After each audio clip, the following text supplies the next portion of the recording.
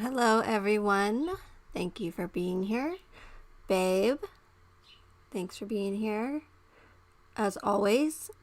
Hi, Callie. Hopefully you guys can hear me.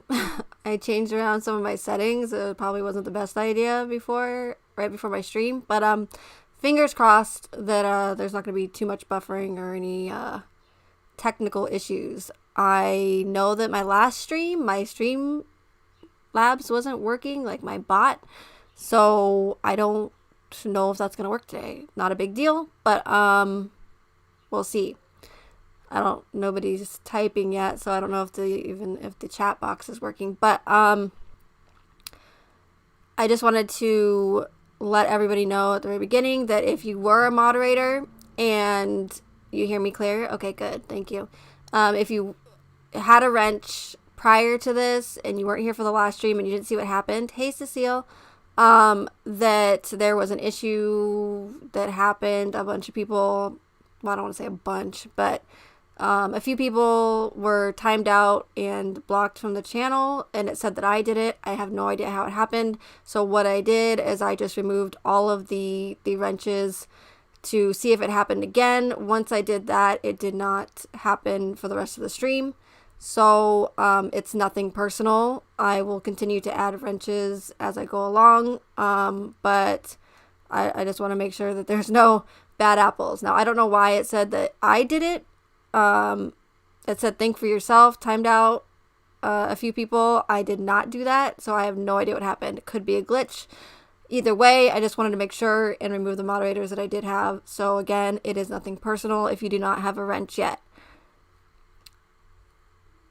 And Cecile can't hear me.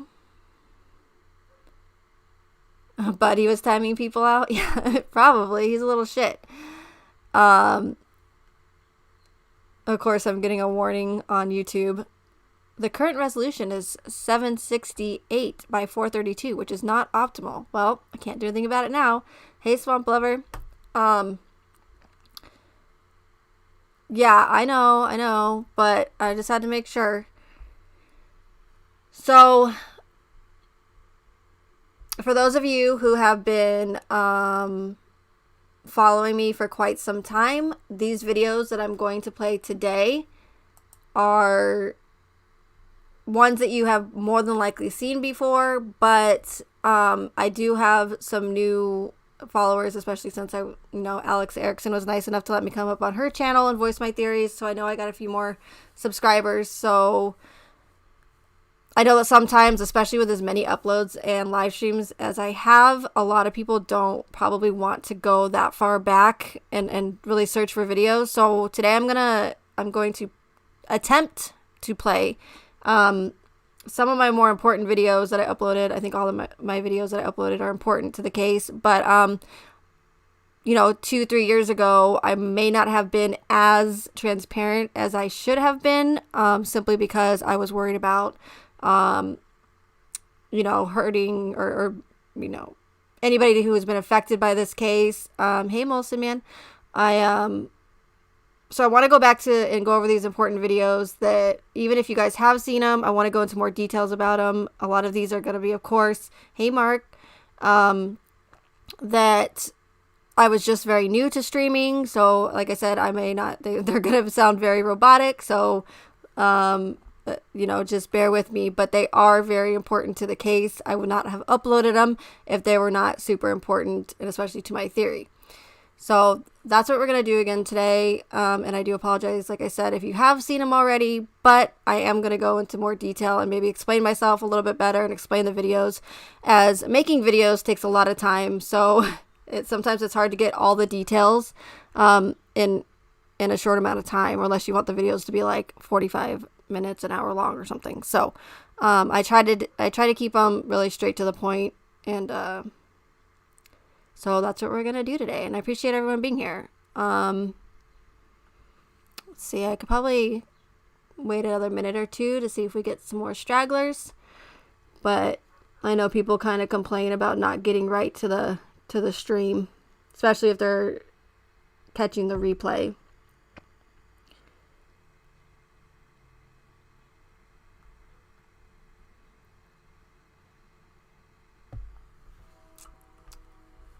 just trying to think if there's anything else I have to say to kill time. Usually I have so much to say. I'm not really lost for words. Let's see, how long have I been live? 5 minutes. We'll go ahead and get right into it. And they can catch the replay if they want. I have a lot of videos. I don't know how much I'm going to cover. I might do a part 2. It just depends on how much I ramble.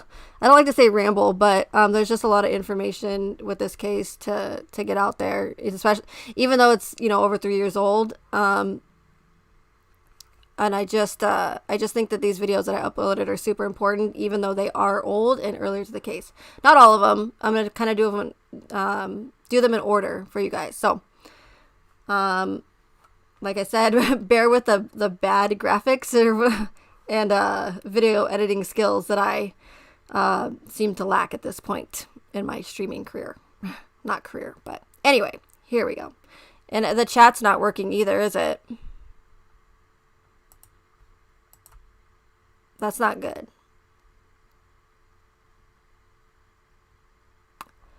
Let me real quick, I'm sorry guys, let me go to Streamlabs and see if I can figure this out, because I'm going to need the chat at some point. That way you guys aren't staring at a blank screen all the time, even though I'm going to be playing videos.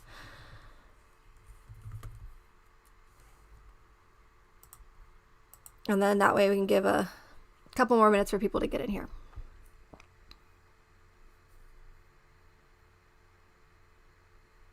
Megaroni. It sounds like Shan when she called me Meg McMuffin. Like, apparently we're turning me into food. Interesting.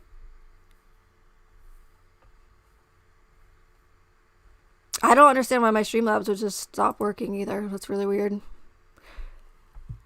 I don't think I got rid of my bot, my StreamYard bot, when I removed all the wrenches. Let me see.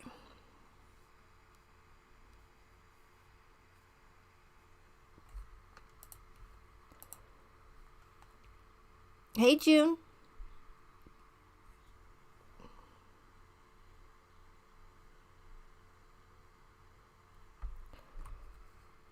And I would have no way of checking this until I went live, so...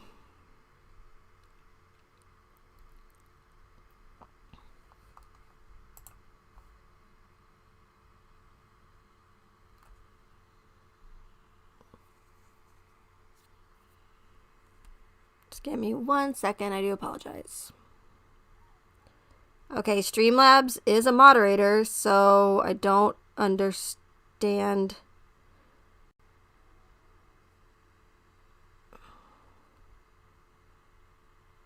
why my chat's not working.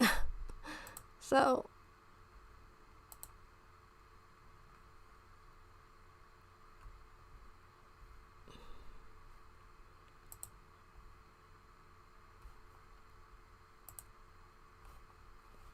that's going to be an issue.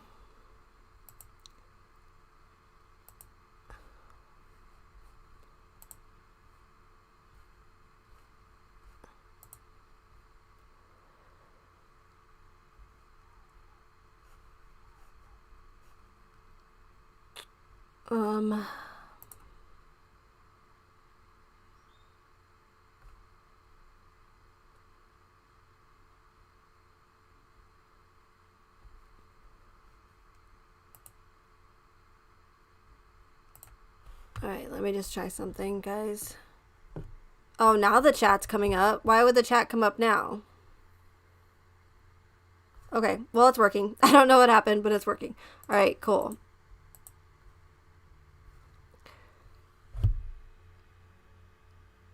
Alright, so let's go ahead and get started. Sorry for that delay. Ooh, nice lime green. That's the only problem with Streamlabs is you can't, this is the Twitch font, and you can't pick your colors, so. Oh, tell him I said hello, Callie. Okay, so the first video we're going to watch is Chris Watts' No Way He Could Have Got Shanann in the Truck. And hey, Floral Gal, so if you guys are all familiar with the infamous footage of, of Neighbor Nate's, of Chris Watts loading his vehicle, or not his vehicle, loading the bodies of his family into his truck. Now, there's been a lot of controversy with that about how it's not possible, that there's been a lot of theories about people going out the back and that it was just like a distraction. So we're going to watch this video and in regards to that, and then I'm going to go into more details about it. I may stop it in the middle, or I might just let it play through. I'm just going to play it by ear. Hey, Marge.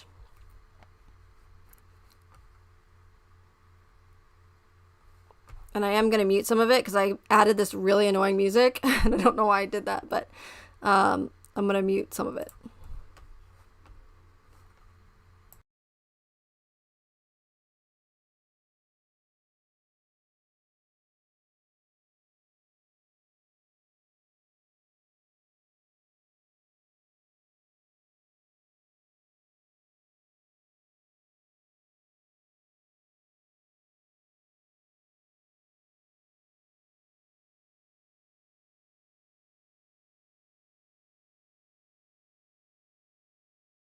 Someone or something is dead weight.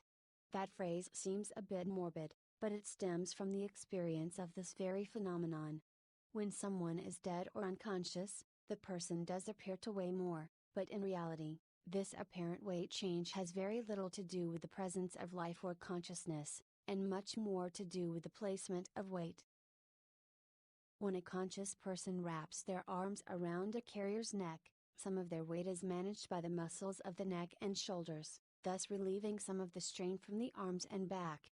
Dead weight doesn't have any consideration like that, and just flip-flops around like a sack of potatoes, weighing us down. Even if someone being carried doesn't wrap their arms around the person's neck to hold on, they will still unconsciously tighten their core and other muscle groups to make the trip as comfortable and manageable as possible. Alright guys, I'm going to show you a quick way to get a guy in a fireman's carry. How many here have ever executed a fireman successfully on an unconscious casualty by yourself? By yourself. By yourself. Come on out. Ready?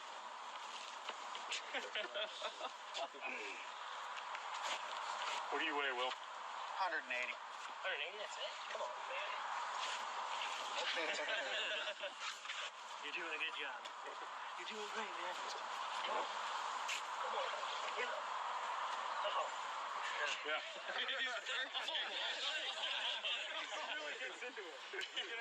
Stop. Everybody get it? The point? Yeah. What's the point? Baby medicine. It's hard. Real dead weights. All right. Ain't nobody here going to the gym and grabbing 180 pounds of pudding with sticks in it and snatching it off the ground and putting it on their back. Because that's what you have when you have an unconscious casualty. 180 pounds, or whatever he weighs, of pudding with sticks in it, wrapped in hard-ass plastic gear, okay? So getting a casualty up isn't that easy, especially when they're unconscious, uncooperative, not working with you.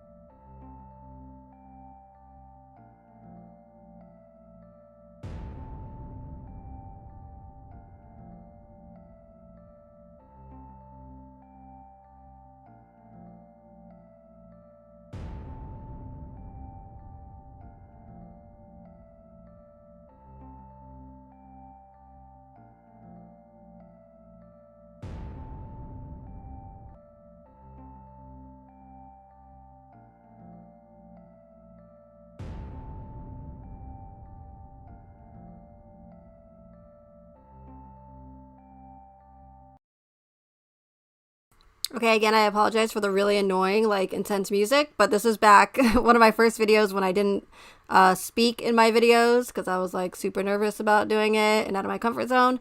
So I do apologize for the weird music. But give me a break. It was one of my first videos. Hey, Matt. Hey, Mod Squad. Hey, Vincina. I just wanted to say hello to you guys because I know you came in during the video. So, you know, this is one of the first, and I'm going to go back a little bit since it's a short video and I want to kind of like go through it again, but I wanted to play the whole thing through. So when I first saw the video footage of Nate's, I immediately got the feeling that it was very staged looking, and it just didn't make sense. It's like, why would this guy who just murdered his family, regardless if, like, you don't have to be an intelligent person to have common sense and know that you don't carry the bodies of your family, you know, outside in the front of your house when, you know, neighbors are just waking up probably to go to work, and it just wouldn't look very good, especially if you're, you know, dragging this body out in a sheet. Now, I know that there's been controversy whether the girls were alive, you know, based on the official narrative when they left, but still, if you're dragging out Shanann in a sheet based off of, you know, what we've been told, because you can't see anything on that camera. We see what appears to be Chris Watts dragging out Shanann's body and loading it into his truck. And I still, like, we're just not seeing that. It's very, you know, it may appear that way, but it's very circumstantial evidence. And just because something appears one way, or the mainstream media is telling, or law enforcement is telling us, the narrative anyways, is telling us that this guy just murdered his family and is loading the body of his family, his dead family members, into his truck. Hey, Jenny. And hey, Jenny Cooper as well. I know that you came in. I meant to say hello to you as well. Just because, like, that's what we're being told, that doesn't necessarily mean that's what's happening. And, you know, there's so many people in the true crime community that are just 100% believing it. Because why? Is it because yeah, does it appear that he's doing that? But that doesn't make it actually true. And that's why I think it's so important to just because, you know, it appears that way, it doesn't necessarily mean that that's what's happening. He could be dragging whatever, like whatever he wants. It doesn't mean it's a body, but just because the narrative says that's what's happening, the majority of people will just believe it. And that's, you know, I think that's not a good thing when it comes to, and especially if you're in, like, the true crime community, you're supposed to, like, analyze everything. And I know that video footage of Nate's has been analyzed 1,000 times by people in the true crime community, but again, they're still believing the narrative that that's what happened, and that's just simply not the case. And I'm going to get into why, obviously, the footage was staged in one of these videos that I'm going to play a little bit, and I'll go into the details about that as to why it was staged that way. But just with a little bit of research, you know, you're talking dead weight. And I think a lot of people think that dead weight, they believe that right off the bat that dead weight is actually weighs more, but it really doesn't in reality. And if you just do a little research, you'll find that out. Dead weight is, you know, it's the center of weight is not balanced. So although it weighs the exact same as someone if you're alive, but, you know, like it says in the video here, it's like you're dealing with like a sack of potatoes, or like Will said in the video, who's an Army Ranger, you know, it's like lifting up a you know, pudding with stick on it. It's not, although it weighs the same, it's completely different. And it doesn't matter how strong you are. It doesn't matter if Chris Watts was lifting weights, you know, a couple months prior to the murders. Dead weight is dead weight. And it is extremely difficult, if not, that's what I call you, baby. I know. I don't call you that. That's not true. Don't say that. You know, dead weight is extremely difficult, if not impossible to carry. And if you are able to do it, you're definitely not going to be able to pick up a person. And especially Shanann, who was 140 pounds, so they say, and pregnant, you're dealing with, like, you know, a very off balance person. So compared to, like, you know, what would be easier, lifting a sack of potatoes where all the potatoes are going to, like, go all over the place in the sack, or if you lift a crate of potatoes, you know, same weight. If you lift a crate of potatoes where all the potatoes are centrally balanced in that crate compared to the sack of potatoes, it's going to be a hell of a lot easier to lift that crate of potatoes compared to the sack of potatoes. You know, and then people will argue and say, oh, it's because he had, you know, his adrenaline was pumping.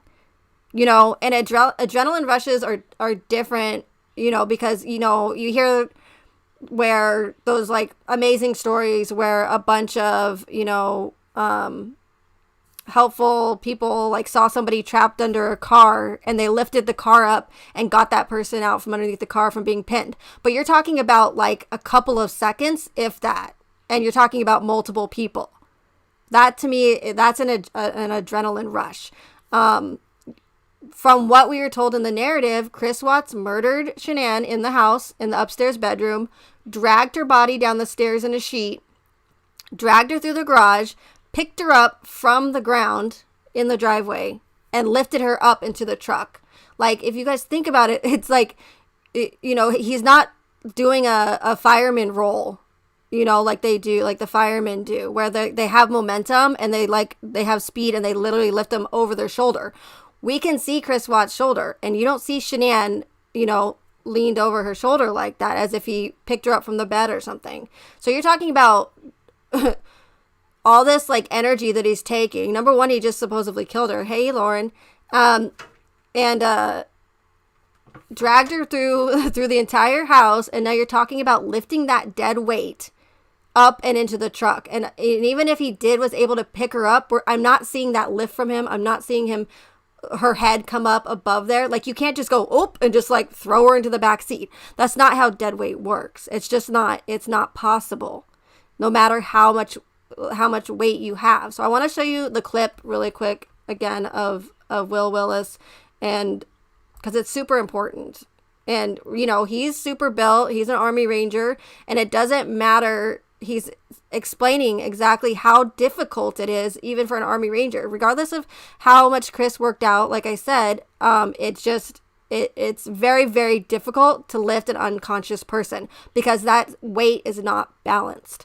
So the fact that the narrative is telling us that Chris Watts like was able to load all of these bodies into his truck, and even not all of them, maybe if it was just Shanann, it's very, very, very unlikely he was able to do that. And especially since we do not see that in the body cam or in the security footage. You know, but people are just so quick. Some people are so quick to just believe the narrative. You can't see anything on that camera, on that footage. I don't care how much you zoom in. I don't care how many times you watch it. That video footage was staged. It was done that way on purpose to push a narrative. Without, you know, it was enough to show people that, or convince people that's what was happening, even though, and I don't care if anybody says you can see him loading bodies. No, you can't. You cannot see anything on that footage. And what's crazy is that the DA actually admits to that as well. Excuse me. 1 second, you guys.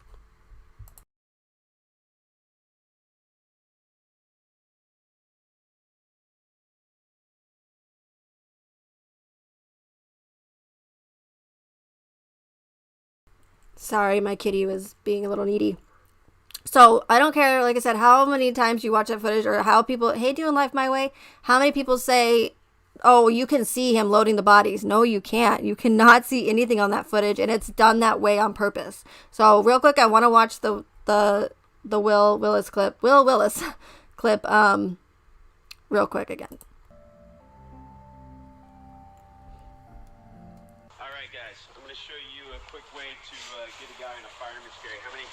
Executed a fireman successfully on an unconscious casualty by yourself. By yourself. Yeah, exactly. And no defense wounds at all, Marge. By yourself. Come on out.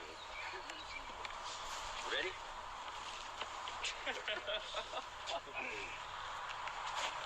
What do you weigh, Will?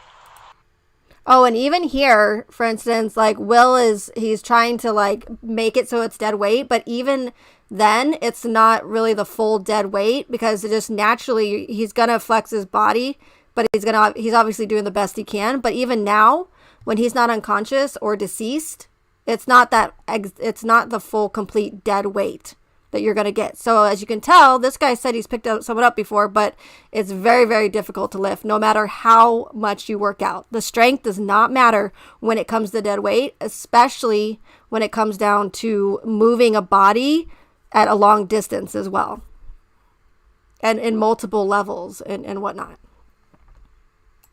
180. 180, that's it? Come on, man. You're doing a good job. You're doing great, man.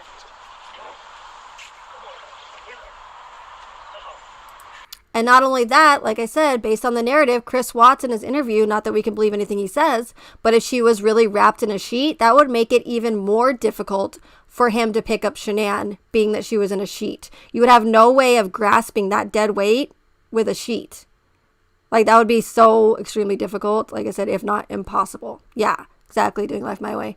And picture this as if he dragged her out in the sheet right now, you know, the same scenario in the driveway on the other side of the truck. How difficult would this be? And it doesn't matter if she's 140 pounds. If she's only 40 pounds less than Will, right? And Chris Watts is supposed to be working out. He's supposed to be real buff. Like, no, it doesn't matter how strong you are. We're talking about dead weight, which is very, very, very difficult to lift.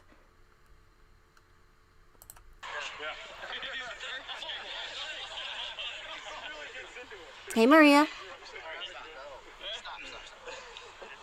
Everybody get the point? Yeah. What's the point? 80 minutes is hard. Real dead weights. All right. Ain't nobody here going to the gym and grabbing 180 pounds of pudding with sticks in it and snatching it off the ground.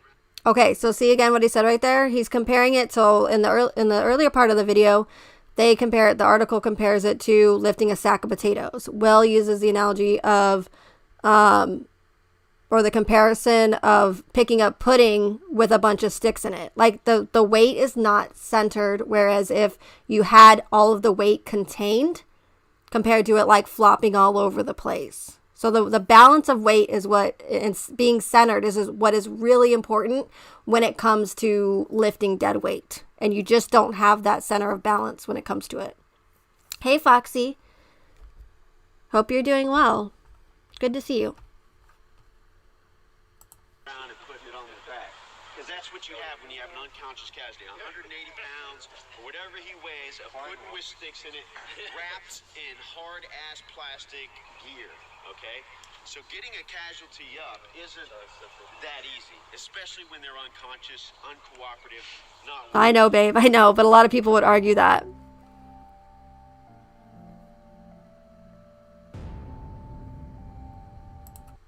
Okay, we can get rid of that music again.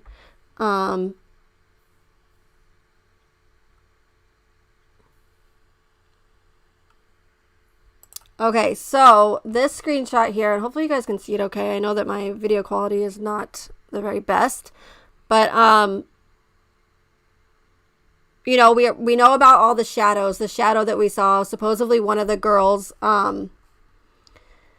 being lifted into the truck, right? We know that whole shadows bit. But if you can see, and I know it's very small, if you can see, actually, let me do this display capture. That might be a little bit better. There's no, you know, shadow. This isn't necessarily when he's pulling her, but I just wanted to point out with the arrow, you're having buffering issues. Oh no.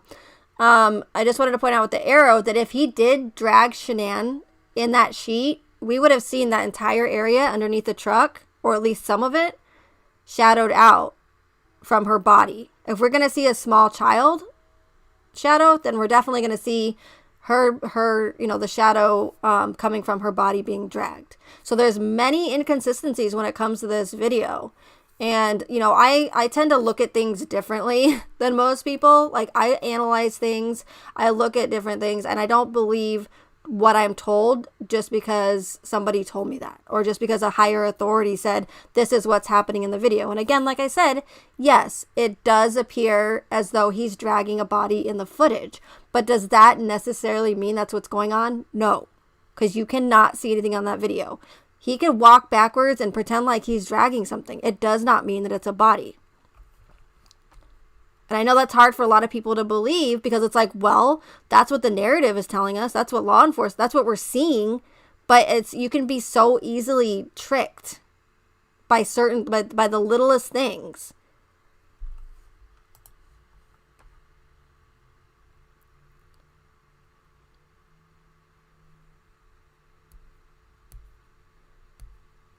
Oh, good, Maria. Don't scare me like that.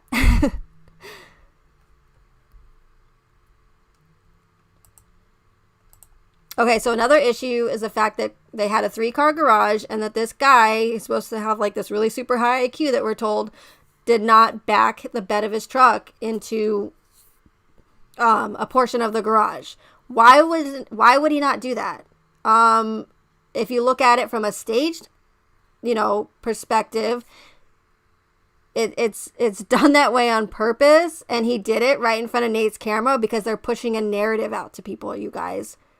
And again, like right away, I got this feeling that it was just so very, very staged. And that I got that immediate feeling. And I'm very surprised that more people didn't get that feeling from this footage. Just the way, his demeanor, he doesn't act like he's not sweating. He's very robotic. He's very docile. And if people are claiming that, that he had this adrenaline rushing. I don't see adrenaline rushing from this guy. And we can see his face clear enough. I know you can't see all the other stuff. But, to me, that doesn't look like someone who just literally murdered his entire fanny. He murdered his entire fanny. Okay, take 2. Murdered his entire family. Hey, Britt. You just got here in time for the fanny talk. Yeah, I'm glad you're here too. I'm glad you made it. So he doesn't look like someone who literally just killed his entire family. Again, he's very docile, robotic, not sweating. He's not out of breath. I mean, you're talking about dragging this woman's body who's supposed to be deceased, the dead weight, all the way from upstairs, all the way down the stairs, through the garage, through the driveway. Like, I just don't think people realize how difficult it is to lift dead weight. And there's a lot of comments on my video where people have argued with me about this, but I've done the research and it's very, very difficult. It does not matter how trained, as Will was saying, or strong you are, especially when you're picking them up from on the ground. You're picking up all that weight from the very bottom, compared to like if she was on the bed, it would make sense. Then he could probably get her over his shoulder a little bit easier, but we just don't see that in the video. And I think it's very important to my argument about it being a staged video. And the screenshot before this mentioned how Chris went over to Nate's house and he knew that the camera was pointed in that direction. It's like, why would this guy that murdered his entire family not only do it in the morning time when people are about to wake up, right in front of his house, and not only that, but right in front of his security camera? Like, how convenient. And I just don't ever believe anything that seems convenient. It's just, there's way too many coincidental things that happened in this case. Way too many. Yeah, exactly, Jenny. That's one of the biggest arguments I've had too about the case, is them not wearing gloves and allowing so many people to go into the house into what could be a potential crime scene.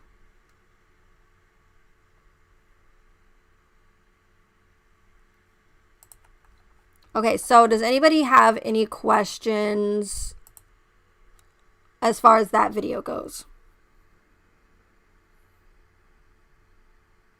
Oh, for sure, Jenny. Yeah. And unfortunately, I can't play my American Horror Story videos on here because I think that I'll probably just get a copyright claim. But I just don't want to take that risk on the live stream because it plays the clips from American Horror Story and they've already got me a few times. So,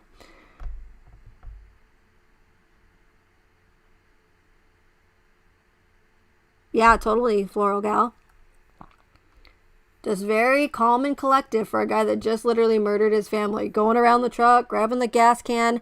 Like, to me, I'd want to be in and out of that house if I was just murdered my entire family.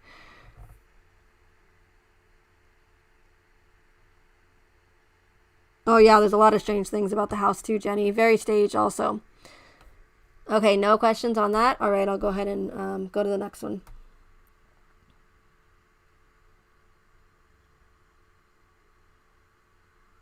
And I want to say, too, that this very first video that I made, I knew that footage was staged at this point when I made this video. Now, I can't remember. It was a very long time ago. I can't remember if I knew at this point that it was orchestrated. I'd have to look at my list, because once I started making the American Horror Story videos, I knew with that predictive programming that this case, that sealed the deal for me. Icing on the cake for sure, when I saw all of the connections in American Horror Story. Which is something that I'll probably go over again as well, because they're super important, even though that's into the more conspiracy thing or side of it. But it's very, very hard to ignore all of the predictive programming and the connections in American Horror Story, especially when I've made over 6-7 videos on it, and in every single season there's a connection made to the case, and not even just like ones where you could just use in all circumstances. I mean, they are like so spot on and specific to the case. It would be very hard to ignore, and I'm surprised when after people watch my videos that they're still skeptical. It's pretty crazy.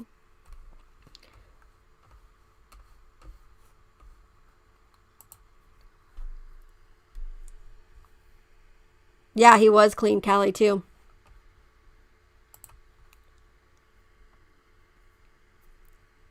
Not a speck of dirt on him. He looked like he got 8 hours of sleep the night before. Residence. Why does Nicholas Atkinson ask Conrad if he remembers him?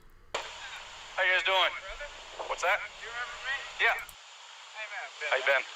Hi. Hey, Nomi. Nicole? Yes. Okay. What's going on? So, my friend, Did Nicholas meet Officer Coonrod prior to August 13th, 2018? If so, when and where would they have met? Did it appear as though Nicholas knew Coonrod would be the officer who responded to the check well-being call? So this is probably not one of the bigger arguments, but the fact that, that Nick already knew that officer, it was, how do they know each other? One, like, what do you mean, remember me? Like, I think that was probably a mistake on Nicholas Atkinson's part. Now, that's all speculation. Of course, they could have met each other, hey, Autumn, through some sort of, like, student program, or like maybe he went to his school because it's a small town. I've obviously thought about those possibilities. I just don't go straight to conspiracy all the time like some people might think. Now, I find it weird that Nick knew that it was going to be Officer Coonrod prior to him coming. Like, why would the 911 operator say, hey, it's going to be Officer Coonrod? They would probably more than likely just say that an officer is going to come and check everything out for you. So why immediately does Nick go, hey, remember me? And it's almost like you can hear in his voice of Officer Coonrod, he's kind of like, oh yeah, how you doing? So I think that was probably an error on Nick's part. And I thought it was interesting too, because in all the documentaries, they cut that part out. Like, why are you cutting out the footage, like, right, of that, him walking up, of Nick saying, hey, do you remember me? I just found that very interesting. And keep in mind, like, I'm not accusing anybody. I wasn't accusing anybody at this point. I'm still not. I'm just looking at weird things that are happening in this body cam footage. So I don't want people to come in and be like, oh, Nick's just a kid. Why are you attacking Nick? Like, I don't care if he's a kid. They didn't bother to, blur out his face or protect him. So I'm allowed to scrutinize him. It's a public case. And if I think I notice things that are weird, I'm going to question them. It doesn't matter if it's Nicole Atkinson and she's considered a hero, or if it's Shanann's best friend. It doesn't matter. If shit doesn't add up, I'm going to question it, period. Yeah, and I'm going to play the symbolism videos here in a few, Britt. While waiting for Chris, Officer Coonrod asked Nicholas about trying to get a hold of Shanann's parents. And do we have, like, her parents' phone numbers or anything we can call them to make sure? She's not close to him. Oh, she's not? Not bad. No, she said that she still talks to him and everything, but they don't know him because of the house or anything. Well, I was just thinking maybe they were watching the kids, or she was visiting them, or they don't. Okay. Wish I could, but they live in Wisconsin or something. Why did Nicholas tell Officer Coonrod that Shanann was not close with her family when evidence shows otherwise? In his interview, Nicholas tells Detective Baumhover he found Shanann's phone in the couch and then handed it to Officer Coonrod. And then after I pulled the phone out and looked at it and then said I found her phone, and Chris said thanks, and I remember Chris put his hand out and said thanks because he wanted me to give it to him. Okay. And I remember handing it to the officer, and the officer couldn't do anything with it, so he handed it to Chris, and then The body cam footage shows Officer Coonrod was downstairs when Nicholas found Shanann's phone.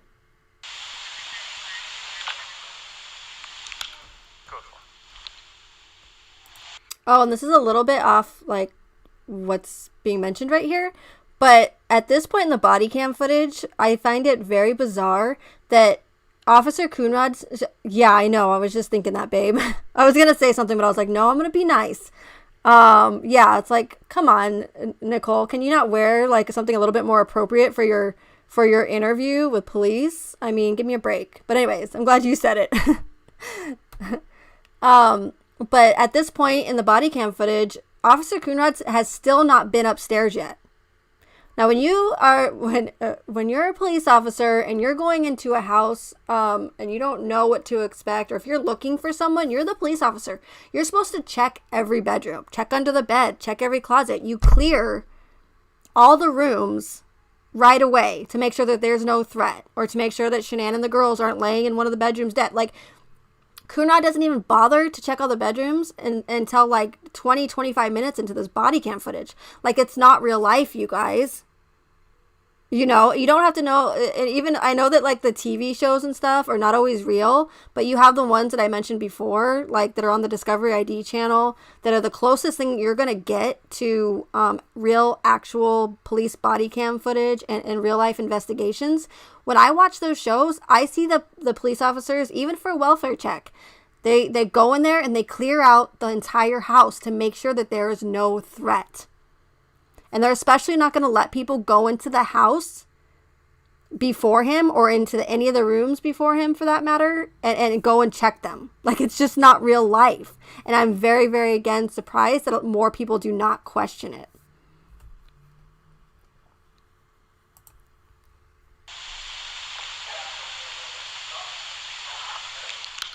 Checking the house for consent.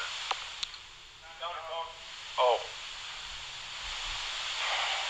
Well, Why did Nicholas tell Detective Baumhover he handed the phone to Officer Coonrod? The next clip is most likely nothing. So this could be, you know, an argument that someone might have, is the fact that he was a kid. Maybe he was nervous. He doesn't remember who handed the phone to who, but it doesn't matter. It's still an inconsistency in his interview. And I think that we need to ask why that doesn't add up. And keep in mind, this was very early on in the investigation, or in the case. And just, again, things that I started to notice as time went on with this body cam footage and with the case and all the inconsistencies. And my mind and my opinions on these videos that I made have not changed one time. I still, hold to what I'm saying in these videos. Hey, Maze. But still odd.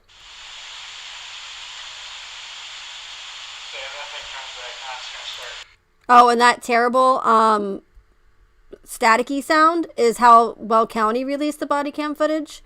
It's not on my end. I just want to let you guys know. It was not my doing. And what's also interesting is in like the HLN documentaries and all these documentaries on the cable channels, you don't hear that static. So all of the footage, the audio footage, the interviews, the video footage, all of them were downgraded. The pictures that were released were all downgraded on purpose for a reason. So that it would drive us crazy, so we can't hear what's going on. So why is it that HLN and Netflix all have, you could try to, they probably have better software where they can clear up the background and the white noise or whatever. But still, it's still difficult to get that really clear. And in the Netflix documentaries and whatnot, they were crisp. compared to what Weld County released to us. Hey, Steffa.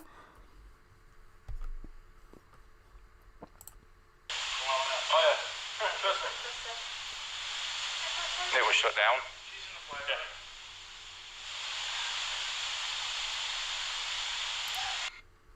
And again, I've mentioned this many times before. Yeah, not my fault. I blame Maria for anything.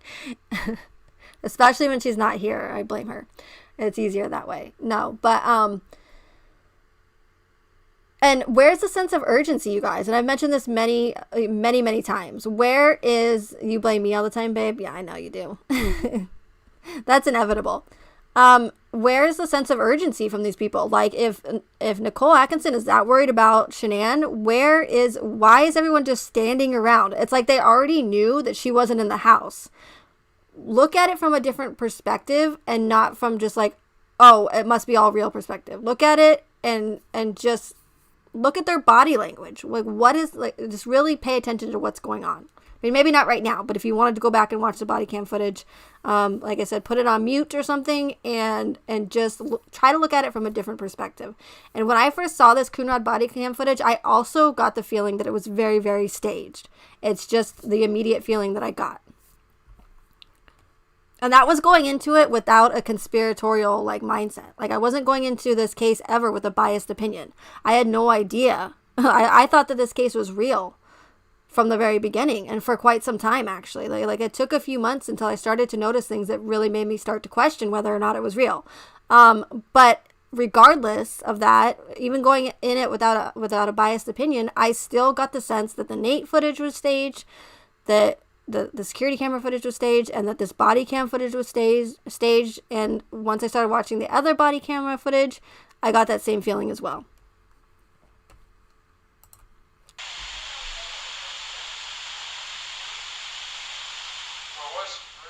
Yeah, totally, Floral. Why does Nicholas walk towards the wall with his arms crossed, appear to lean into the light switch, and then immediately walk away? One might argue that he didn't want to get his fingerprints on the light switch. However, at this point, he has already touched multiple things in the house. Why does it appear as though Chris reads a message on his phone and then immediately goes into the bedroom and finds Shanann's wedding ring?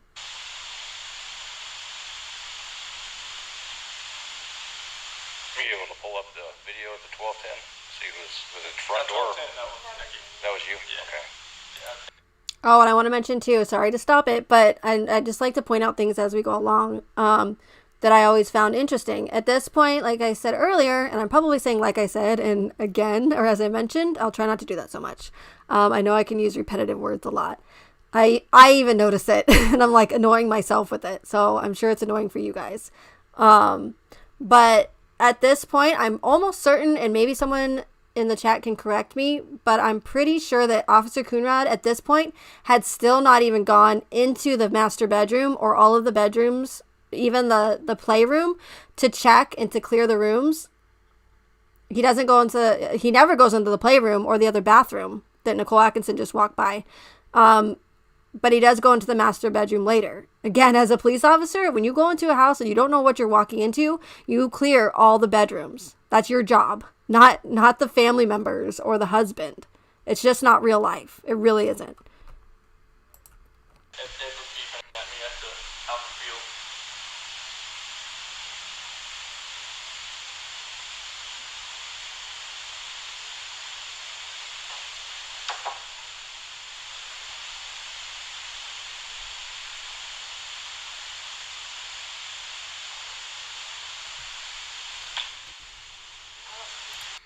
Oh, the AHS, like I said, Floral Gal, it's very, very hard to ignore all of the connections in American Horror Story. So I'm glad that you watched them, for sure.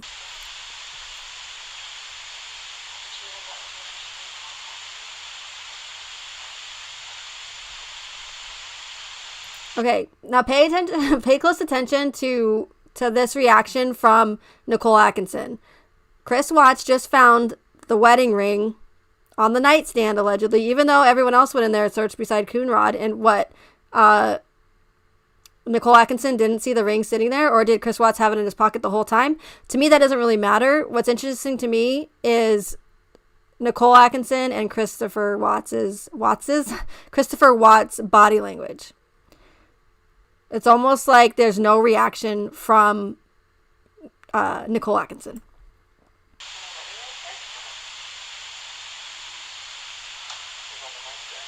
Well, she's kind of cut off, but.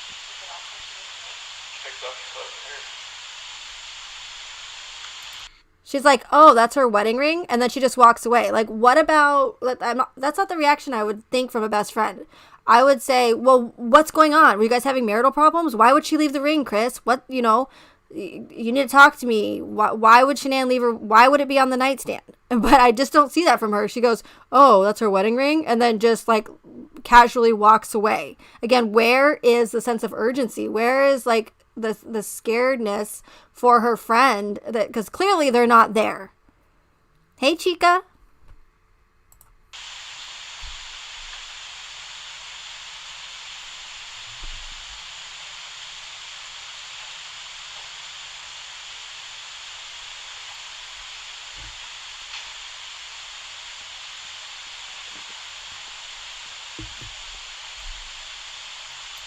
I mean, what a waste of time. Like, there's, like, Coonrod's just standing there. They're all just walking around aimlessly.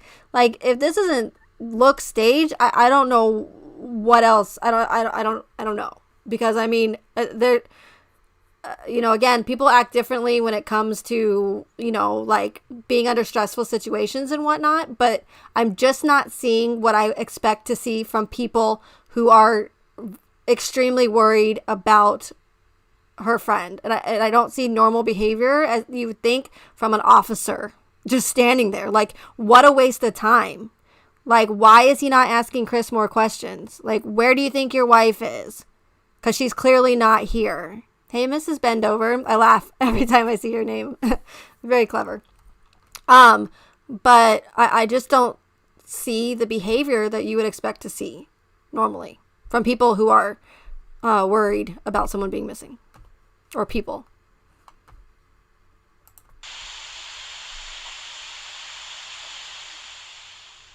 Was Chris instructed to go into the bedroom and get Shanann's ring?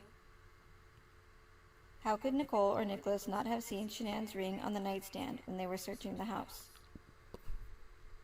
Nicole asks Chris if there is a possibility Shanann and the girls are at the pool.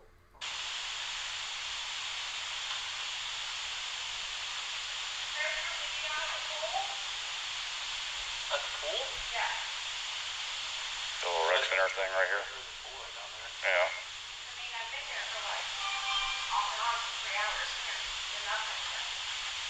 I can run down there and do it. So if you're that worried about your friend, and I'm sure I'm going to get shit for this because I'm attacking, right, supposedly the hero, the best friend, who didn't even know her birthday or her age, or if she was in her 20s or 30s. You're supposed to be Shanann's best friend, and on the 911 call, the 911 operator asks you how old your best friend is, and you don't know.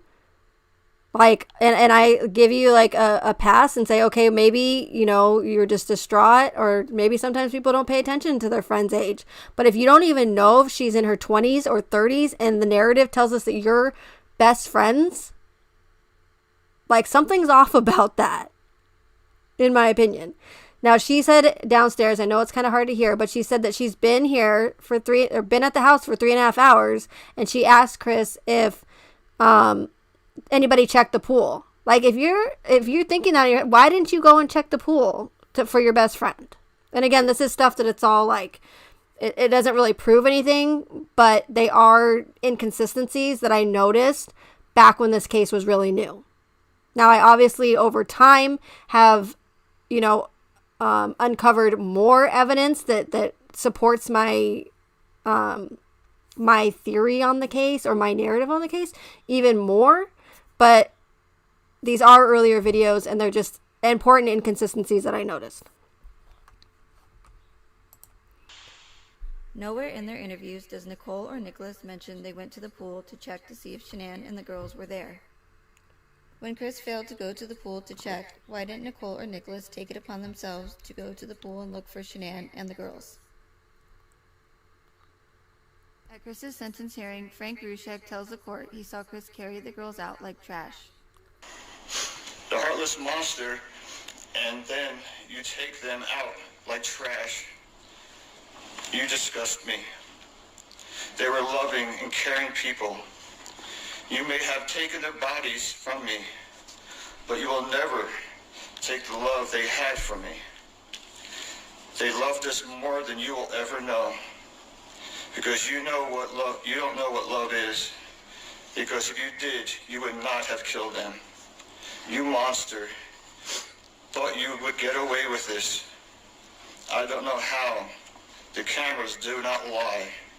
You carry them out like trash of the house. Yes, I seen the videotape. 4 months later, and after Chris's second confession, the Rusheks go on the Dr. Phil show. Chris told investigators the girls were still alive when he left the house.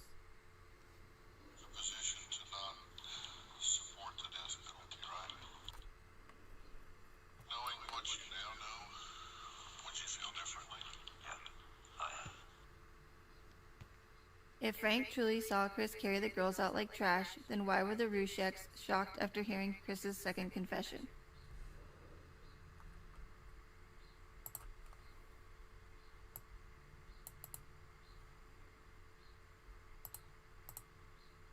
Okay, so that part is super important because, we were led to believe that after the whole shadows and everything that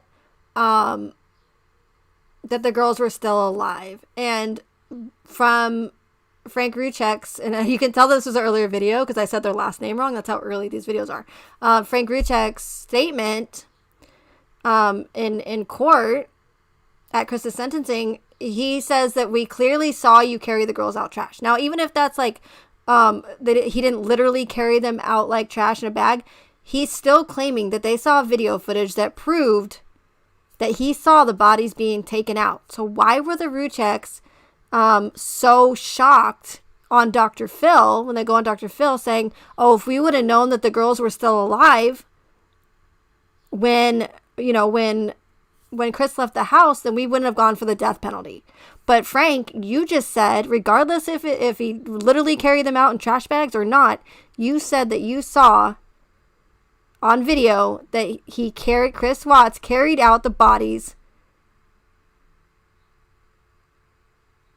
on that footage. And we know that there's no other footage. They weren't seen, and even if there was other footage, then how did the Rucheks not know that the girls were not alive? And that's another one of those red flags where the narrative changes all the time.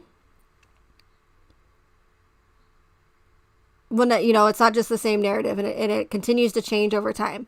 Hey, shut the beep up, Donnie.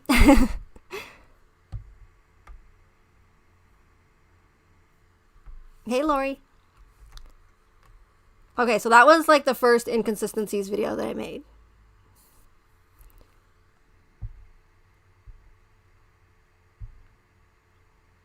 Yeah, she wasn't a close friend. But that's what the narrative tells us. There's pictures of them everywhere, on Thrive and whatnot. And we get Nicole Atkinson on her channel crying and saying how great of a friend she was, or, her and Shanann were. And, but I mean, you didn't even know her age?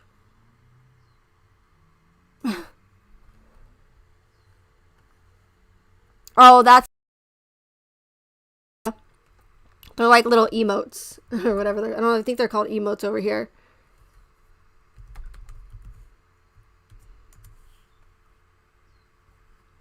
Okay, so next video. All right, Britt, if you're still here, here's the symbolism, my first symbolism video that I made. This one is pretty good.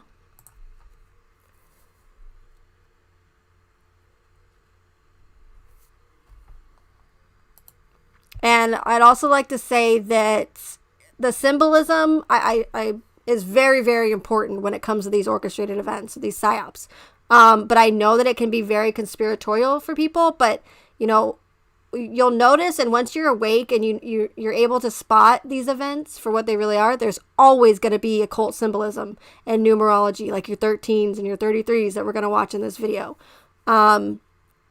So, how many times do numbers and and symbolism and these certain words have to come up until it's just not coincidental anymore.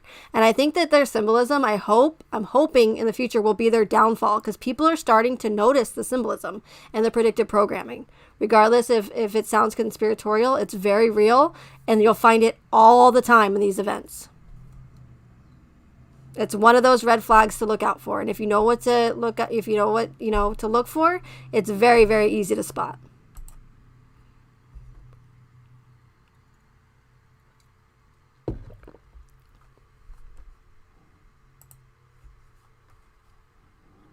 As a person. In no way is this video implying that all Freemasons are satanic occultists. Oh, and of course I have to put that in there for, the people that like to, be all negative and be like, oh, so what are you saying? That, like, murder's not real? Like, I shouldn't have to, like say that for those people. Like, of course murder is real. Of course I don't believe that all Freemasons are bad, or all police officers are bad, or all government, well, it's hard to say that. I believe all government's bad. But I have to say that because I know I'm going to get those people. They're going to be like, whoa, what are you saying? That all Freemasons are a cult? Like, no. But I have to do it. I'd rather just get out of the way.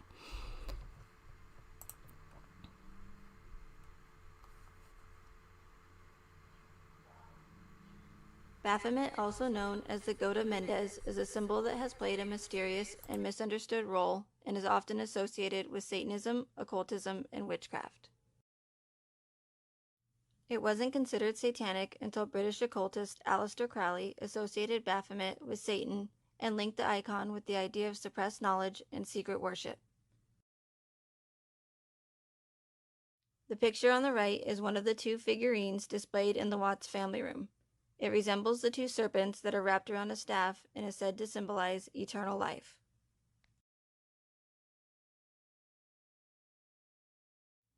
Above the room, it resembles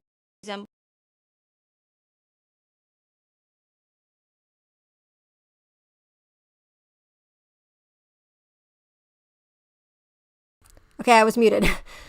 Not for long, thankfully. So when I started to notice the symbolism in the case, that's when, again, I had to take a step back and look at this case from a different perspective. I started to notice all of these characteristics and red flags that I've noticed in other orchestrated events. And even though, again, I didn't even think to imagine that they were, faking these true crime cases, although I had, like, conspiracy thoughts with, like, Madeleine McCain and John Bonet, but I didn't even think to go there.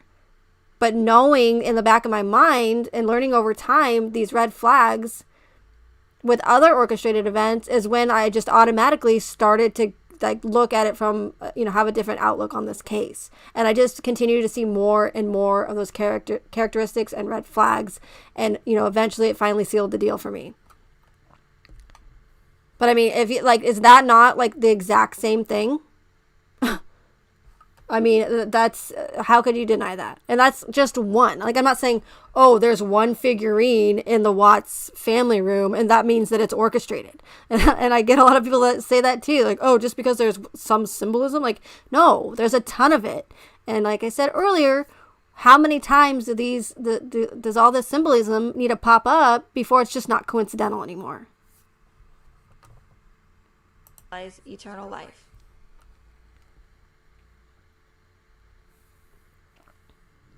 Above the figurine is one of two multi-ring circles hanging on the wall. It resembles many of these celestial circle diagrams that can be found multiple times throughout Freemasonic text.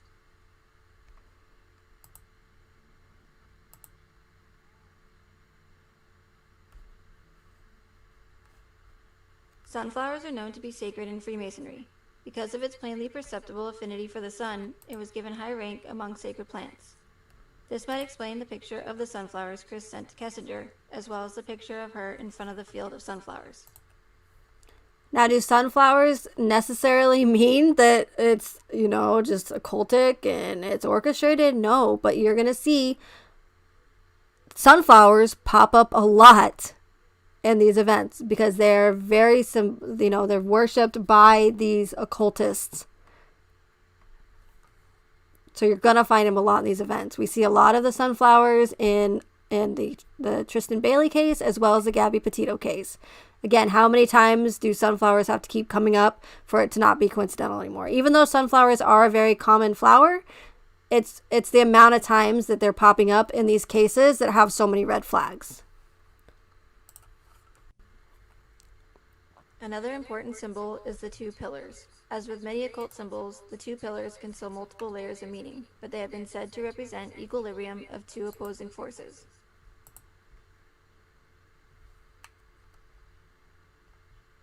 The pillars in the archways of the Watts house and the side-by-side oil tanks at Survey 319 might possibly represent these sacred pillars, just as the Twin Towers did on 9/11.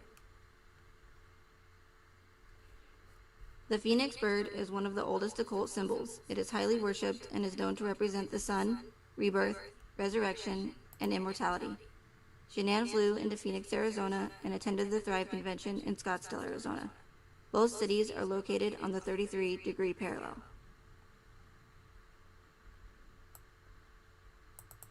On page 2088 of the Discovery, it shows Chris Watts Googled the mineral dioptase. Dioptase is a brightly colored mineral and is highly desired for its bright green color. In the U.S., dioptase is mostly limited to the state of Arizona and only in small druzy or encrusting crystals. On the left is a dioptase specimen found at the Ray Mine in Pinal County, Arizona. The one on the right was found at Shannon Mine in Greenlee, Arizona. Interesting that there's a Shannon mine, which was Shanann's name before she changed it, and also the fact that it's on the 33-degree parallel. Shanann flies into Phoenix, which is highly worshipped by occultists and Freemasons, but Phoenix is also, again, on the 33-degree parallel, and we know how significant the number 33 is.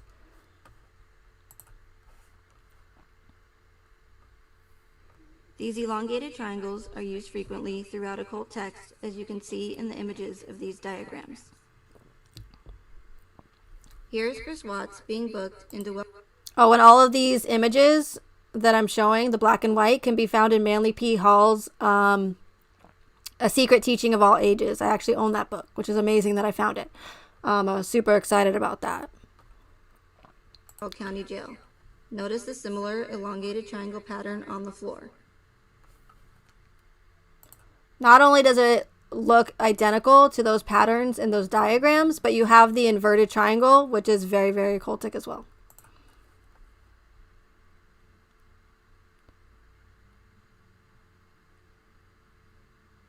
The murders occurred on August 13th, 2018. Chris's age at the time was 33.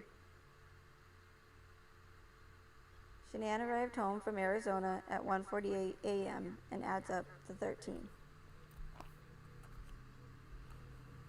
Chris backs his truck into the driveway at 5:17 a.m. and adds up to 13. Survey 319 adds up to 13. Betty leaves for the gym every morning at 5:15 a.m. and adds up to 11. Betty's address numbers are 2821 and add up to 13. I found Betty's address numbers very interesting as well, because out of all the body cam footage and all the neighbors that they went to, Betty's address was the only one that they showed clearly on the body cam footage, right next to Betty. Plain as day.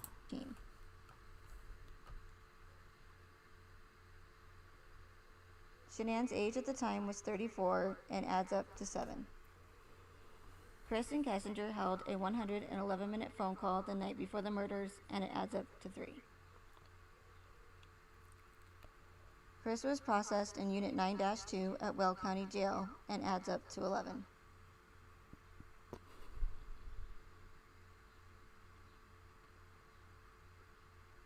Chris told Officer Coonrod he got a notification that the basement door was left open at 5:26 a.m., and it adds up to 13. I want to go back real quick to the Baphomet picture. Do you guys remember, and I don't have it prepared, but do you remember on the Gabby Petito case where she's got that painted wall with the angel wings and there's 2 moons on each side? Weird. Baphomet with the 2 wings and the 2 moons on each side that represent duality, as above, so below. It's not a coincidence. There's so much symbolism, and I've gone over it on a couple live streams in the Gabby Petito case. It's very overwhelming. And they say that he was 33, babe, but there's a lot of people that believe that he was actually older at the time, which could be very well possible.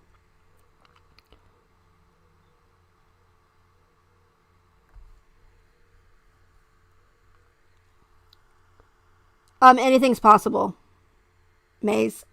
Like with all the technology and just, ways to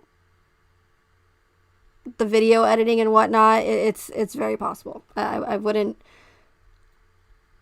there's some crazy conspiracy theories and stuff out there, like reptilians and stuff, that are, I would say, probably not true and stuff like that. I mean, I know that's not conspiracy, but my point is that anything's possible, and I don't discredit it without doing further research. Hey, Kristen.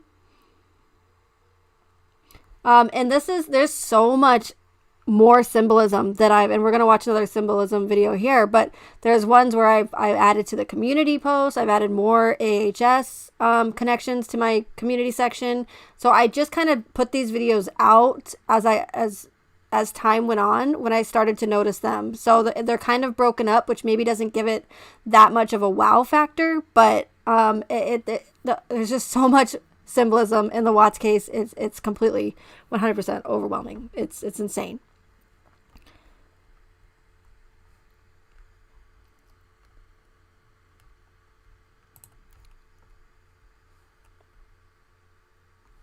So I'm going to try not to go over 2 hours for this stream. We can always do a part 2. Because I do have a lot of video uploads that I want to go over. But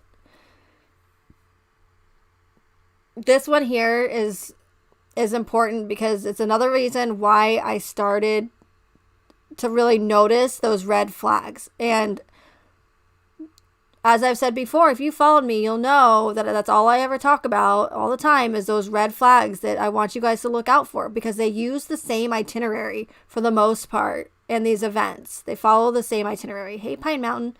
And so when the Las Vegas shooting happened, I followed that case or event from the very first day it happened, and a lot. I didn't make videos on it. I didn't become a creator until the Chris Watts case, but I started to see the same red flags that I noticed in the Las Vegas shooting. And I was very kind of like confused by that, because I'm like, okay, this is a true crime case where this guy murdered his family allegedly, but then why am I seeing all the same red flags that I noticed in the Las Vegas shooting that I believe, and many other people believe, was a false flag? And so again, that's another one of the reasons why I took a step back and looked at this case from a different perspective. I'm like, there's no way it can have all the same characteristics as these other orchestrated events without something going on here. You do look young, babe. You're lucky. You got a little baby face. Little baby bird face. All right. So this video is going to show you the comparisons between the Las Vegas shooting that I noticed and the Chris Watts case. Now, keep in mind, yes, it's 2 totally different events. One was a mass shooting, where he shot up a bunch of people at a concert allegedly.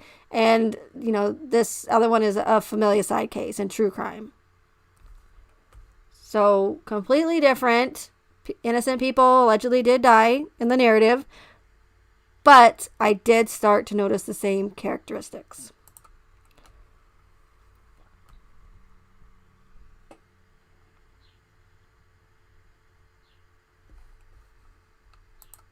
And I'd just like to say that this video is only 11 minutes long. It took me so long to make this video. And I know that I probably do it the hard way. I don't have any fancy like videoing. Can't talk today. Video editing. I made a new word. It's video and editing combined. Viditing. Yeah. You guys can use it if you want. I give you permission. It took me so long to make. I do everything when I up, and that's kind of the reason why I stopped uploading videos, because they just took so much time, and I do things the hard way, I think. But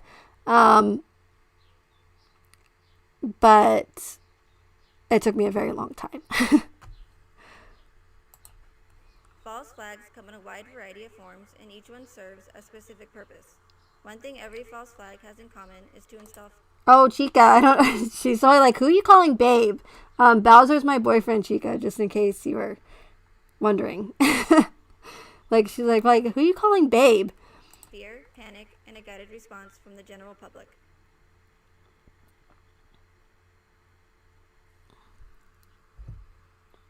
It is a high-profile event that gains widespread media attention. The story keeps changing to fit the official narrative. Someone always benefits. The questions outweigh the answers. The case is closed rather quickly. Signs of foreknowledge or the use of predictive programming in a movie or television show.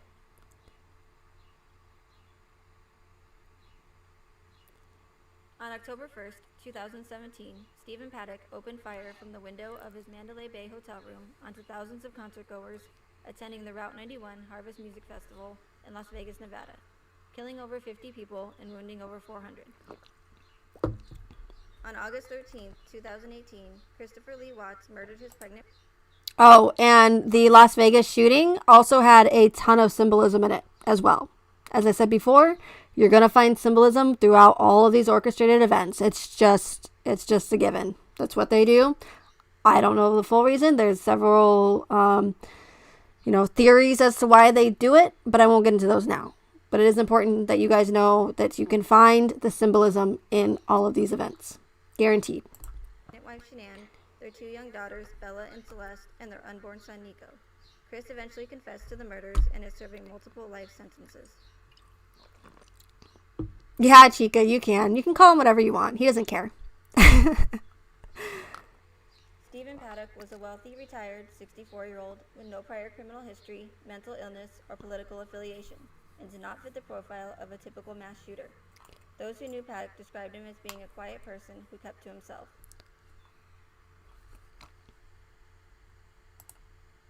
Chris Watts appeared to have it all: a beautiful wife and kids, a great job, a nice house, friends, and family.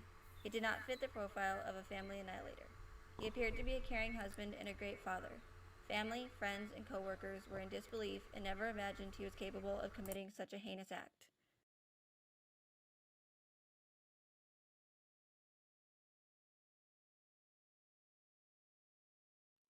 Billionaire George Soros and CEO of MGM Resorts James Murren both profited off the Las Vegas shooting.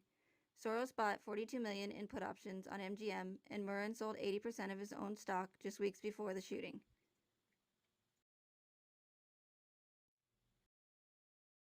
So I probably should have went into a little bit more detail about these first characteristics and red flags that's already been mentioned in the video, but someone's always going to benefit substantially from these events, whether it be one person or usually if they're, bigger ones and planned years in advance, there's going to be multiple or many people that benefit, or companies that benefit from these events. Oh, take care, Marge. Thank you for coming. Google and YouTube were sure to benefit, as well as companies such as Ring Video Doorbells, Lavelle Weight Loss Program, and Vivint Home Security, which have all had an abundance of free publicity throughout the entire case.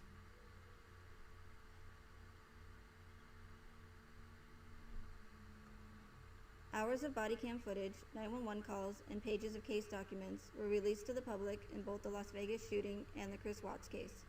The Las Vegas Metro Police Department was forced to release the information after lawsuits were brought against them by multiple news outlets in response to FOIA, or Freedom of Information Act, requests.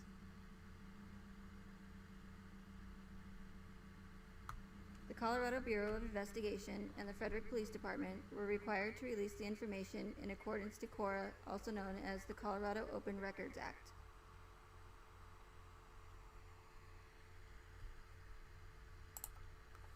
So that's another red flag that I noticed. Why there was so much documentation, so much body cam footage that was released in the Las Vegas shooting. And also, it was like watching a movie unfold with the Las Vegas shooting.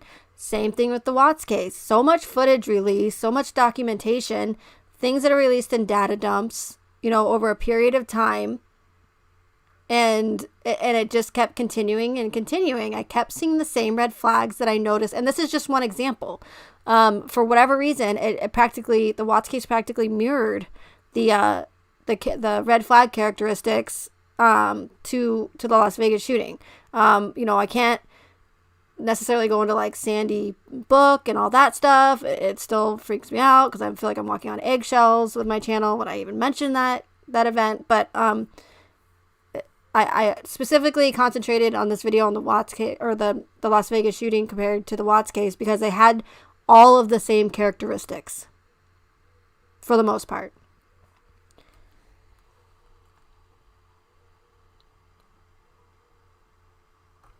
Pine Mountain says, I found a video a while back, years ago, that showed Shanann Watts was active in the military using the same name, maiden name. Also that she lived in New Jersey, North Carolina, and Colorado. Showed multiple photos of her. Interesting.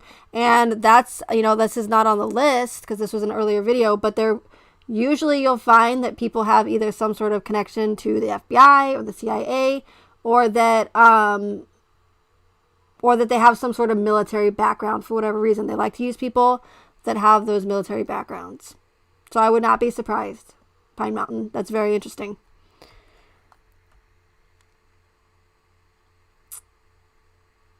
Welcome back, Swamp Lover.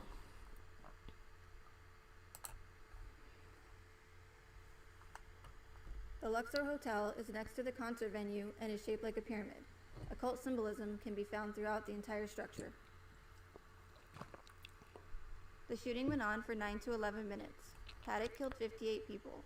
5 plus 8 equals 13. 9, 11, and 13 are all common numbers used throughout occult symbolism.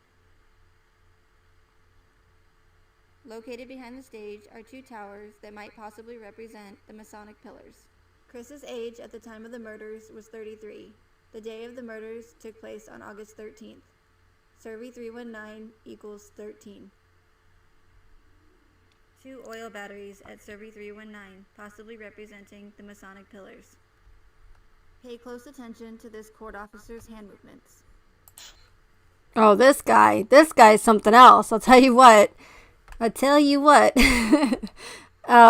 He did not hide this at all. Watch closely at his hands. They literally put it in plain sight, you guys, mocking us. And the majority of people have no idea. We agree and echo what they have said, that it is not his place to take anyone's life, nor would it be our place as a community to take his life. So we thank you for the opportunity and for every consideration and effort that's been put out.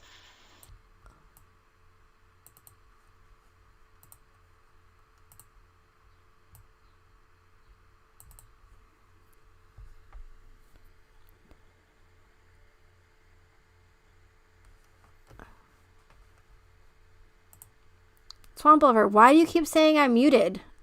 It's the second time you said that, and I haven't been muted. I have my headphones in.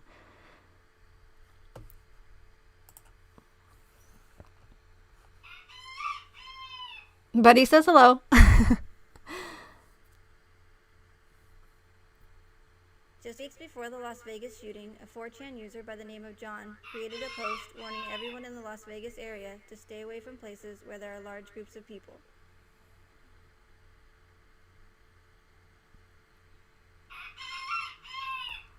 Damn it, buddy.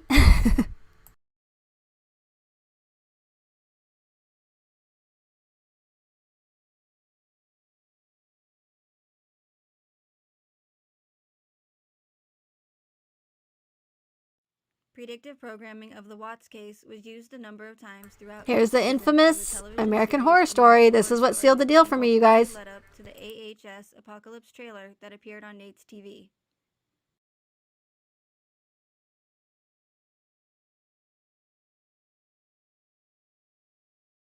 Paddock allegedly committed suicide before SWAT breached his hotel room.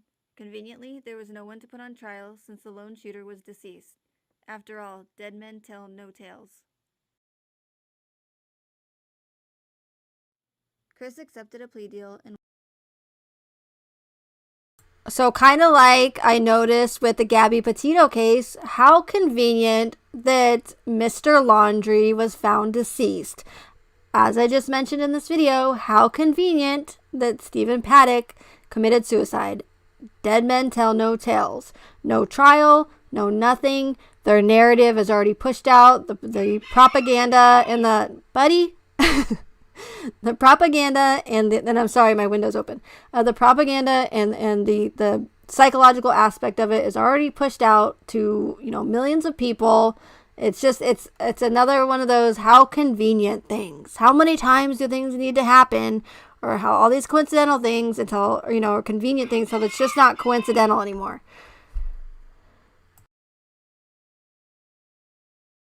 and waived his right to a fair trial by a jury of his peers.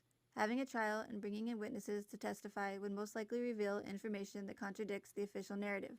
It's best to avoid a trial and close the case as quickly as possible in order to avoid anyone questioning any inconsistencies.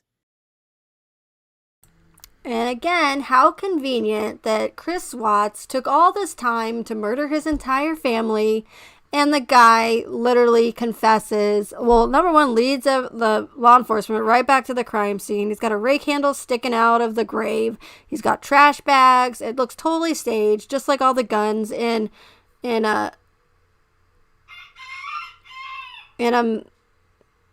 okay. Sorry, guys. On the crime scene or whatever, or just like saw the stage on Las Vegas shooting, and it's just how convenient. And then he confesses after 4 years, or not 4 years, but 4 hours, not 4 years. He confesses after 4 hours, after he took all this time to murder his entire family and allegedly be with his sorry guys, I'm a little thrown off by something that just happened in the chat. I'm not happy about it. But anyway, let's just move on.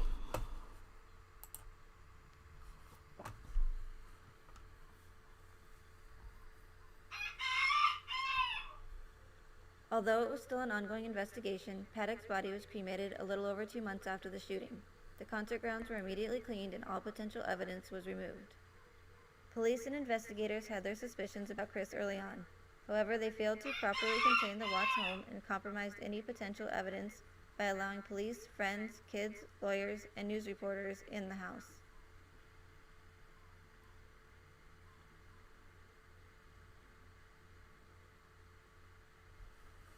The official narrative claims Paddock shot out of his 32nd floor hotel window. However, there has never been any physical evidence to support he fired any rounds. No proof of fingerprints, gunshot residue, or ballistic comparisons. The official narrative claims Chris loaded the bodies of his family into his work truck. However, there is only circumstantial evidence and zero physical evidence to support this claim.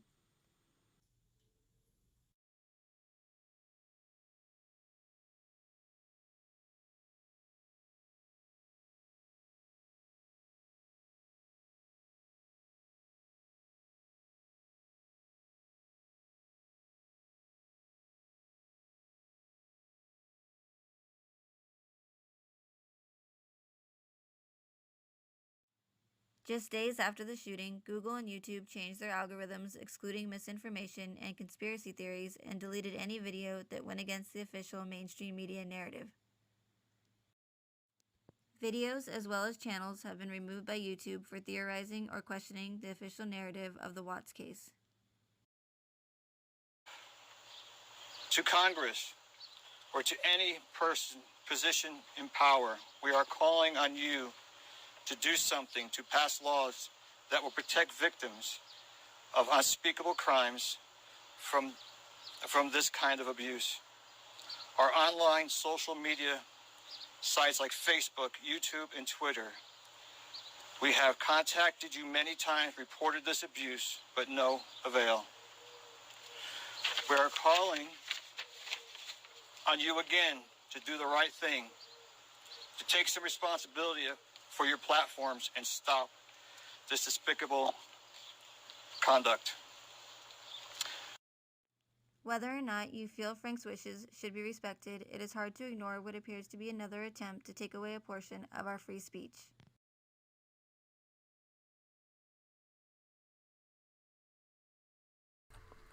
So there's always going to be multiple agendas behind these cases, behind these events. One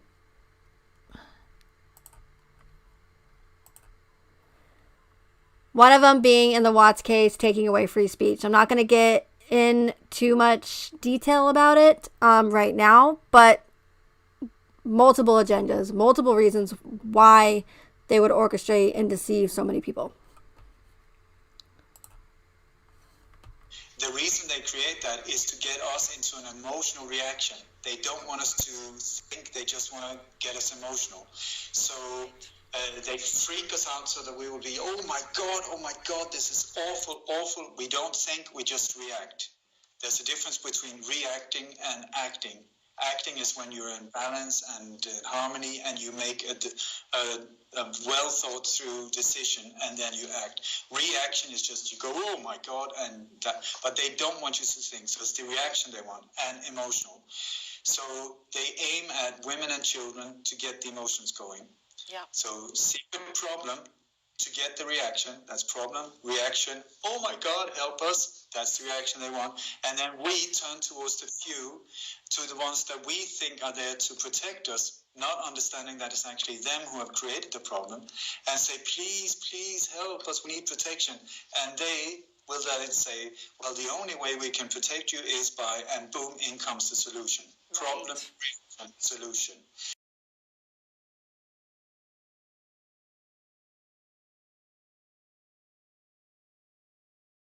Okay, so what Ole Damengard was just talking about there, and if you're not familiar with who Ole Damengard is, he's an expert on conspiracy theories and these orchestrated events. So I highly recommend you check out his work. He's not on YouTube any longer. He's got his own website because YouTube obviously removed him from the platform because of the things he spoke about. The same things that I'm speaking about, but probably on a less, a smaller scale. So, I play him a lot on DLive. If you guys aren't following me on DLive, I highly recommend you or encourage you to check me out over there. I don't know why my Streamlabs bot isn't working. Normally it would post the DLive link to my channel periodically, but it's not doing it. I had a feeling it might not. So, but if you're not familiar with Ole Damengard, I encourage you to check out his work. He's someone who has taught me a lot, and the reason why I know so much about all these other events and why a huge part of why I was able to spot the Watts case for what it really is and spot the deception there. So what he was talking about, thank you, babe. What he was talking about is that Hegelian dialectic that I talk about all the time. Yes, I can, Cecile. You can find a lot of his videos, some of his videos still on YouTube, but mainly on BitChute and on his website. And you can just put in Ole Damengard, false flags, psyops, and a bunch of his videos will come up.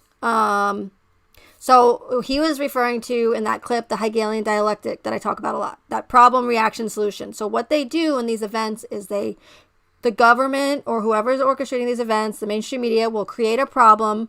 We then have a fear-based reaction. Usually it's fear.